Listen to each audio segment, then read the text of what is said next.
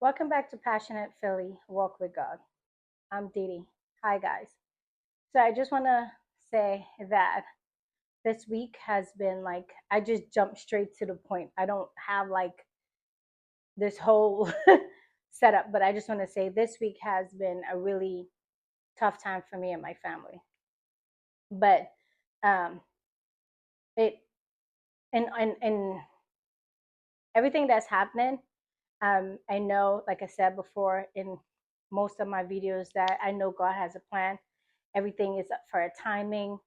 um, you know, this too shall pass and stuff. But today I was praying. I was sitting down, crisscross on the ground, praying.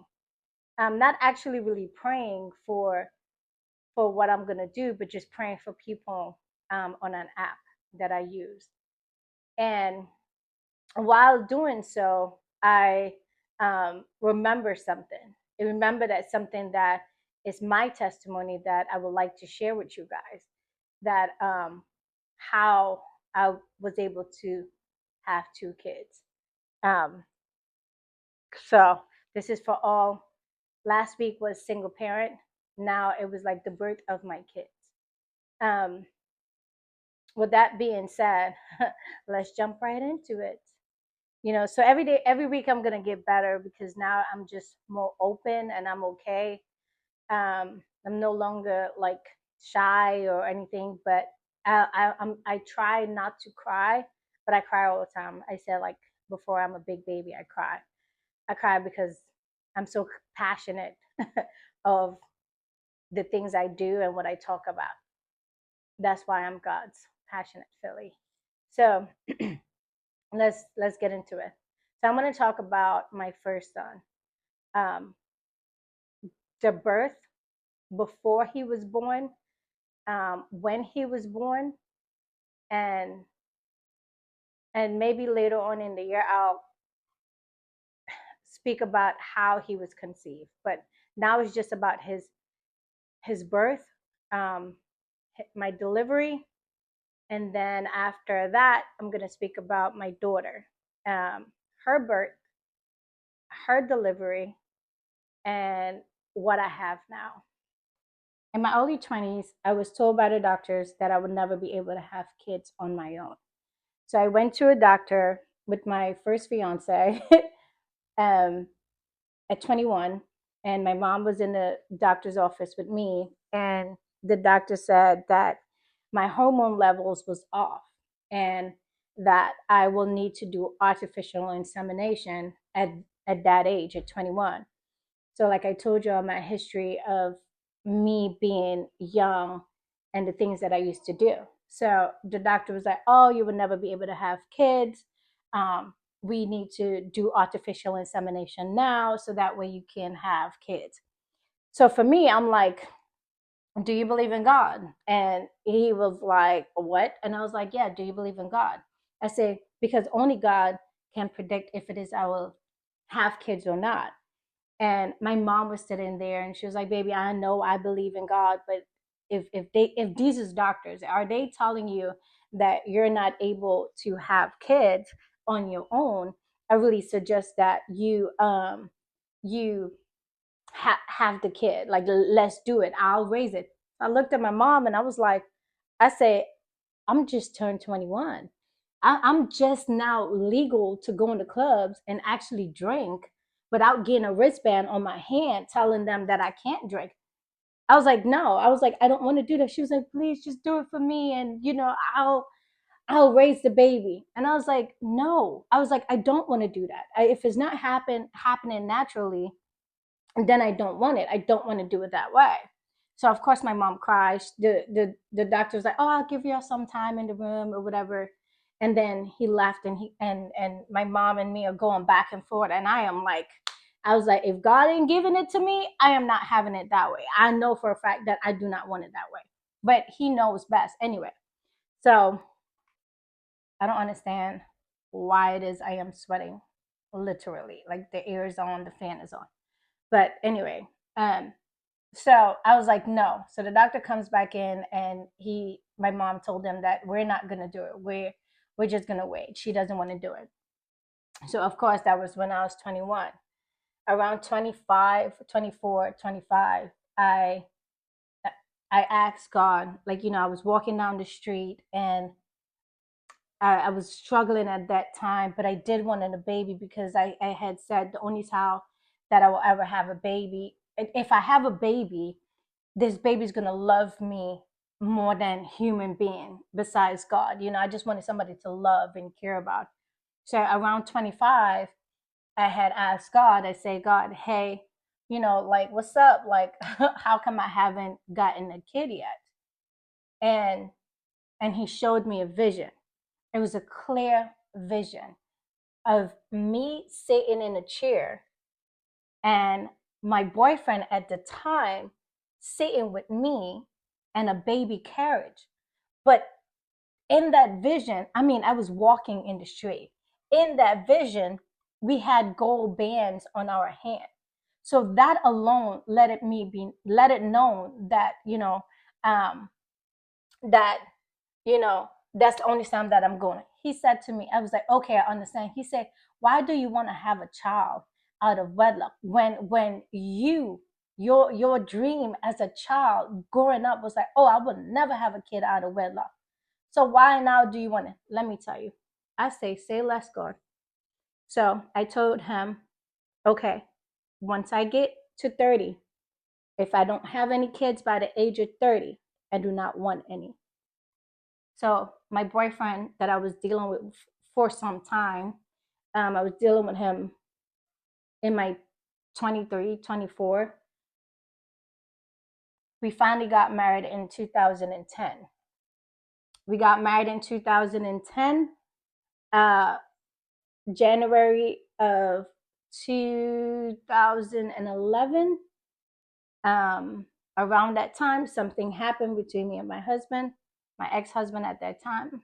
And my ex-husband, he's still my ex-husband, but something happened, and then I became sick, and I was sick, and I couldn't understand, like, what's going on, what was happening with me. So I went to the doctor, and the doctor said, you were pregnant, and I laughed, and I said, it's impossible for me to be pregnant because I am actually haven't had sexual intercourse with my husband since November.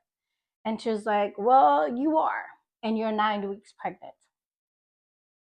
So I found out that I was pregnant with my baby, my firstborn. He's 13 years old now.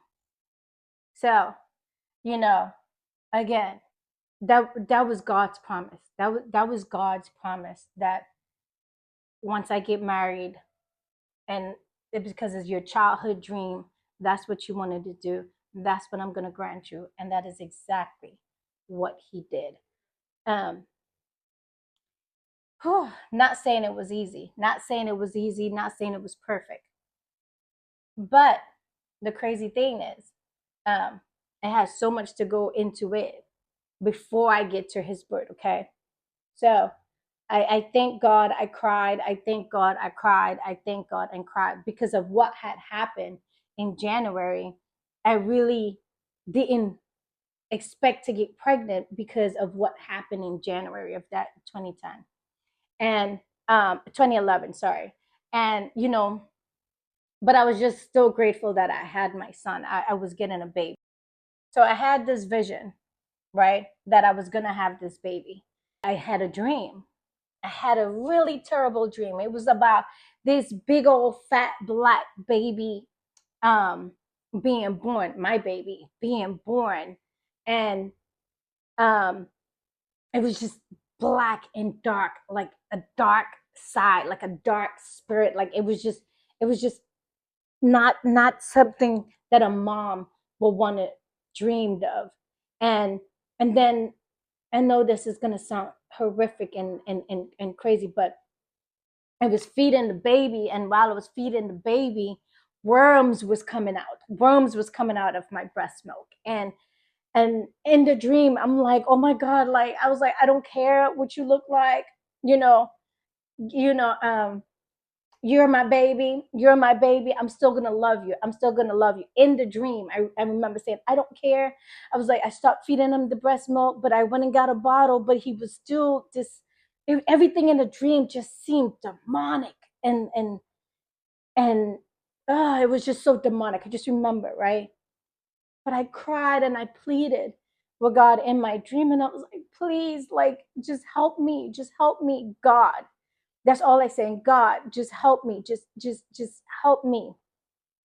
And with that being said, like, before the dream ended, this woman appeared with this, which was my aunt.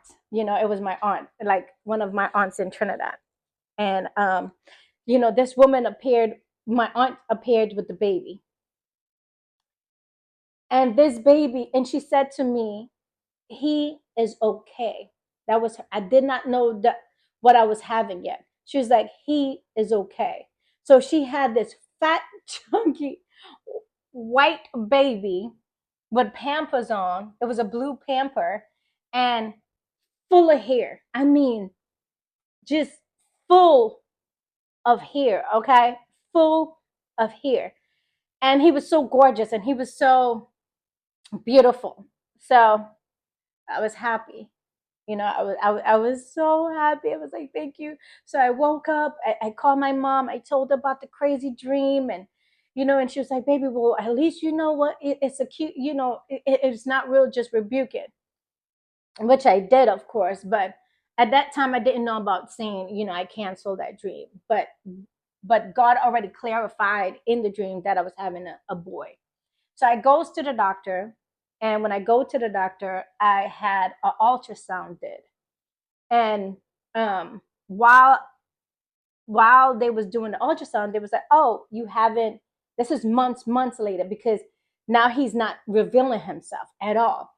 So they were like, "Oh, I can't believe you're like 6 months already and you still haven't known the gender." I was like, "No," because every time we tried to go to see him, um, every time we tried to see him, he wouldn't open his legs, so we couldn't get a clear view.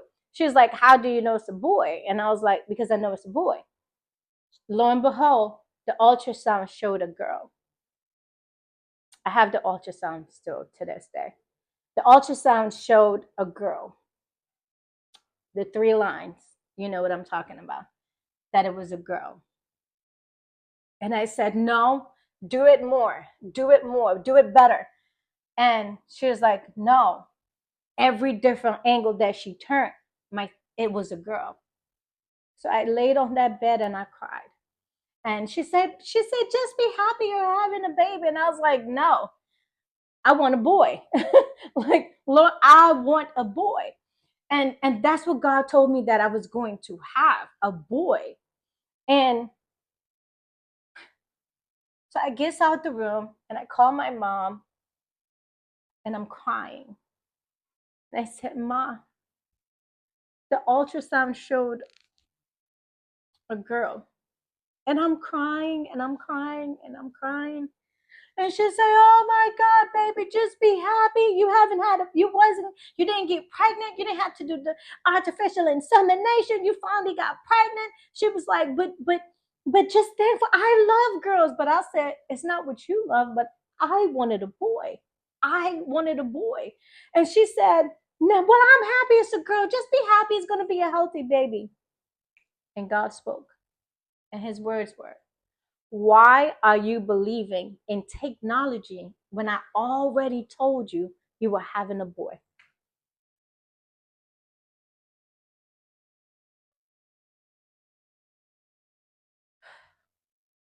When I said that to it was clear. It was clear. It was clear. It was clear as day, okay? So I'm on the phone crying, walking down the hallway crying. And when he said that, I said, "Never mind." Stop crying instantly because I know his promise. So I got up and I stood up and I said, "Never mind, Mom. God just told me it's a boy." She said, "What stupidness are you talking about? The ultrasound just said that it is a girl." I said, "Well, you listen to what I'm saying. I'm telling you, God just spoke to me and told me that I am having a boy." I said, "So this baby shower, I do not want it pink. I do not want it blue. I do not want it anything. I want a neutral color. I want it to be orange and green. If y'all don't believe that, there was like, Didi, it's not like we don't believe, but it's just like, it doesn't make sense. You just left the hospital. And I said, I don't care. I'm done talking. I don't want to have this conversation anymore. I said, I'm having a boy. God said, I'm having a boy. I'm having a boy. Sure enough, I did my I did my baby shower in orange and green, and I did my baby shower in orange and green, and then everybody was so mad that because the ultrasound keeps showing a girl, and just the just the week before my baby shower, it was revealed to me that he was a boy, and my family was blown because they don't understand how. And I know it was God. I knew that it was God because He told me, He promised me that I was going to have a boy. So after that, everybody just like, okay, you won, da da da. God, forgive me. So having my son was the worst birth. I mean, when I tell you trials and tribulations with that. Now, I didn't have morning sickness. I didn't have, I wasn't craving anything. None of that. It wasn't none of that. It was his birth. His birth. So I goes into labor. I was living in Maryland, but I went to visit my family in New York and went into birth there. I, the hospital that I went to um, treated me very bad, very, very, very, very bad. Okay, I have tattoos and stuff like that, but my pain level is very low. I I don't like to be in pain. And once I'm in pain, I I can't function. I can't breathe, or I get angry. So while I was in labor, I'm telling them that it hurts, that I was trying to push. We wanted to try to push before we we had the C-section, right? Of course, that's what they do. So we are trying to push. I was in labor for like around 24 hours. And then I just told my mom, because she was in the delivery room with me, that I cannot do it anymore. I'm tired. I I can't, Ma. I was like, Ma, I can't. I was like, I'm tired. Let's just do the whole C-section. I just want to go. And she said, baby girl, that's gonna hurt. It's so bad because I had three. And I was like, well, I can't push. I cannot push him out. I just can't. Can you please take me to get emergency C-section? So I was rushed into doing emergency C-section. So while in there getting the baby cut out, um, the anesthesiologist was on this side, and my husband at the time was on this side. And so my baby came out. I could hear him cry and everything. And the anesthesiologist is behind me, and behind the curtain, the doctor is asking, can she feel this? So I'm shaking my head, but I'm looking at the the anesthesiologist behind me, and I'm shaking my head like this, like, yeah, like I can feel it. And then I'm looking at her, and she's like, no, she's fine, she's good. And I was like, no, I'm not good. So I start ripping stuff off of me because they were pulling the placenta off. I almost hit my baby out of his dad's hands at the time. And I just start ripping stuff off because I was in so much pain. And then I just remember seeing the mask coming down onto my face and her just massing me. And then I just woke up in the recovery room. And I cried out and was like, "Where's my baby? Where's my baby?" I was like, "Where's my mom?" I was like, "I want to see my mom. I want to see my mom. Can you? I just please, I want to see my mom. Where's my mom?" And they they was like, "Well, you have to stay here for a certain amount of hours before we can take you up, and anybody else can see you." And I was like, "Okay, where's my baby? Where's my baby?" They was like, "Oh, your baby's in ICU." And I was like, "What?"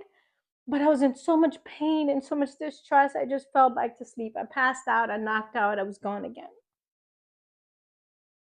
And then I woke up again. And when I woke up, I was in the room with my mom and my husband at the time.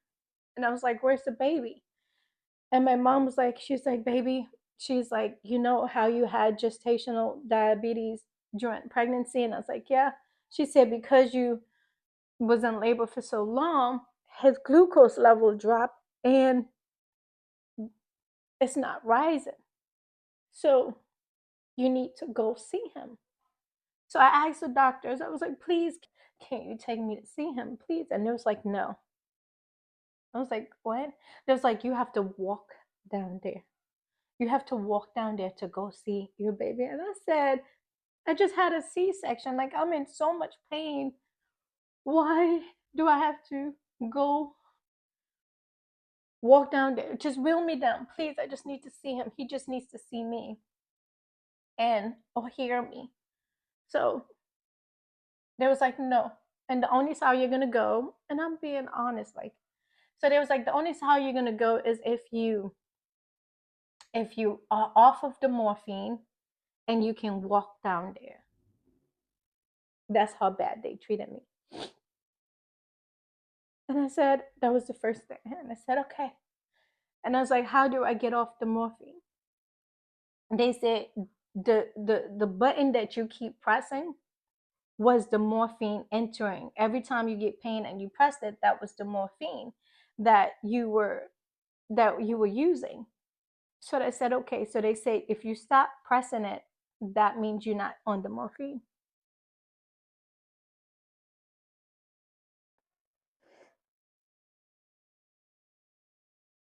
So for the first day after my C-section, I didn't use it. The second day, my mom comes back to the room and she said, "Baby," she said, "he needs to see you." She said, "Didi, he wants you. He's not responding to anything. He just needs you. He just needs to hear you. He's not drinking his milk. They it's gonna be bad for him. They trying to get him to feed, but he's not feeding. He's not eating. You just need to go down there and see him." And I said, "I can't because it hurts so bad to walk. I can't even walk to the bathroom." She said, "Try." I said, "Mom, I'm trying, but it's not working." She said, "Mom," she said, "Try." And I said, "I can't." So I just kept crying and praying and praying. I was like, "God, please take me to see my baby." On the third day, on the third day, God said to me, He said, "You can do it." He said, "You need to go see your baby. You need to go see your baby. And I'm going to tell you this, what to say." He said, "All you have to do is touch his feet and tell him that you are okay." He said, "You can do it. Walk down there and you can do it. Go." So I said, "Okay." And I got up and I walked down the long hallway with my cousin there. I'm feeling all the stuff that is coming down on me, but I am holding because I know I can make it. I know I can make it. I'm losing so much blood at this moment. I'm also already anemic, but I'm losing all this blood and I'm feeling it there. Just I'm feeling it pouring down. And I fall back into the elevator and I'm just like, and my cousin was like, "Are you sure?" And I was like, "Yes, I have to go see him. I have to go see him." So I get downstairs. We walk down. There's a long hallway to go to the NICU. And when I got there to ICU, when I got to his bed, I was in so much pain. I couldn't even walk anymore. But I know I just had to talk to him. So I did exactly what God said. I passed my hand underneath his feet and I said to him, I said, baby, I said, mommy is okay. Mommy is okay, my love. I said, you drink your milk and you'll be okay. But mommy is okay. I'm here. I'm okay. I'll see you soon. And that was it. I couldn't pick him up because I knew I was in so much pain and I know what I felt that was happening down there. So I know that I couldn't even pick him up. I couldn't even sit down. That's the thing. I couldn't even sit down. And while I'm talking to my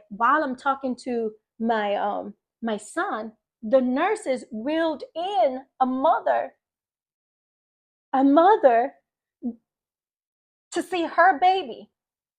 So God just showed me it was they didn't want to bring me. They were so mean because I was snatching stuff out, you know? But I tell my cousin, I said, okay, it's time for me to go. We gotta go. I gotta lay down. Like I'm dizzy, and I don't want to ask them for any. I don't want to ask them for help, or I don't want them to tell me that they cannot see me anymore. I cannot see him anymore. So my cousin took me back upstairs. I did not stay with my son.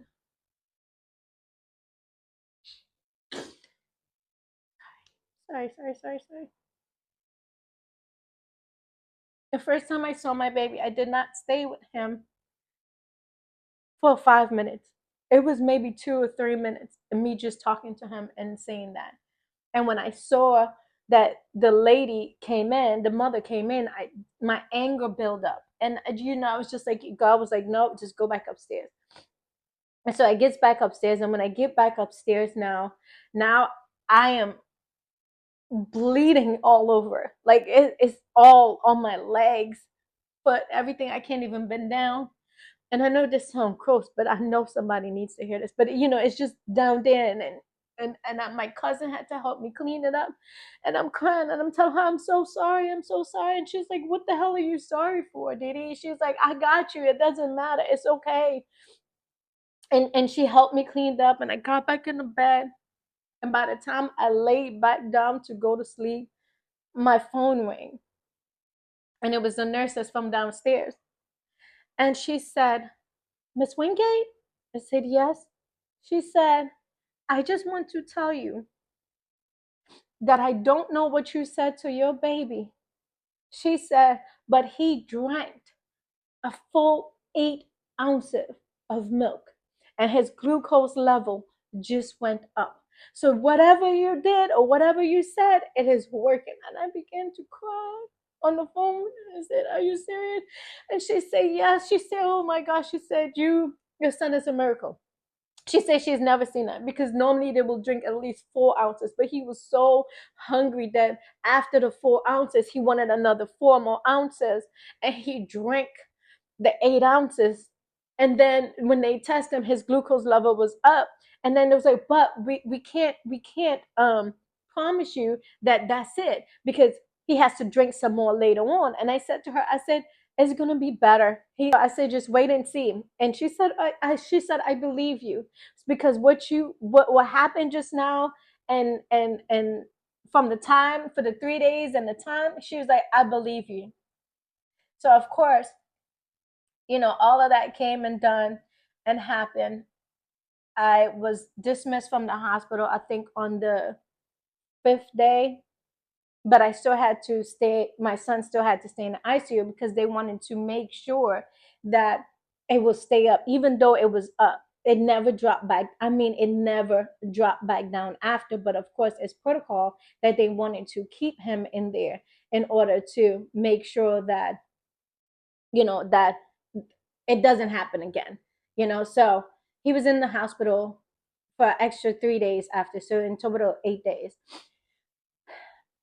So I remember sitting on a chair because I didn't want to go home, and my mom was like, "Didi, you got to go home," and stuff like that. And I was like, "No, I'm not. I'm just gonna stay here." They don't allow you to sleep in the ICU. But what they do is have like a waiting room. So you, of course, the mothers could come in and out, but you have to wait till like feeding time to see if he will latch on and stuff. Because now I can actually hold him and stuff. So I remember sleeping on a chair, and one of the doctors came to me and said, "Ain't you the woman that just had that baby 8 days ago?" And I said, "Yes." And he said, "And you're sleeping on a chair like this?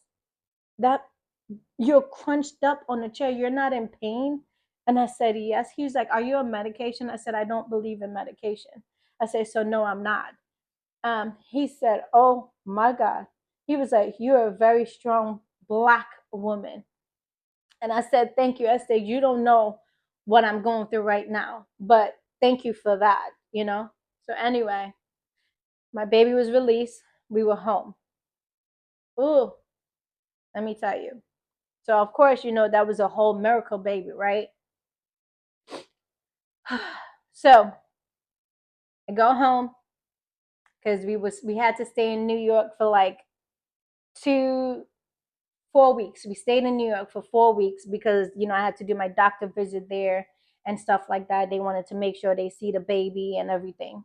So for 4 weeks, for a month, I stayed in New York, dreading to go back home, dreading to go back home to my own place with my husband at the time, and enjoy my free time with my baby. Like, when I was in New York, my whole family was there. So everybody wants to hold the baby, da, da, da, but it wasn't like a peace of quiet, but it was a peace and quiet because when I want to sleep, they would take the baby. I ain't even gonna lie. Like, I was just dropping the baby off, like, "Hey, I need a nap," and they would take care of the baby. But when Maryland, I got to Maryland, I remember, I think he was 6 weeks old. Yeah. I was laying in the bed, and I was laying on the bed next to my son, watching him sleep. And the love that I was ready to pour out at that moment was just, ah, yes, Lord, you finally, I got what I wanted, like, and I was just so happy, and I was like, "He's so cute. I just want to bite him. I just want to, oh, he's so cute and so chunky." And that was me. Lo and behold, here the Lord come and talk to me. He said, "Hey," exactly, that's how he speaks to me. He said, "Hey, remember, just remember, you're not to worship anything or anyone more than you worship me." At that moment, I surrender my son to God. I said, "Take him.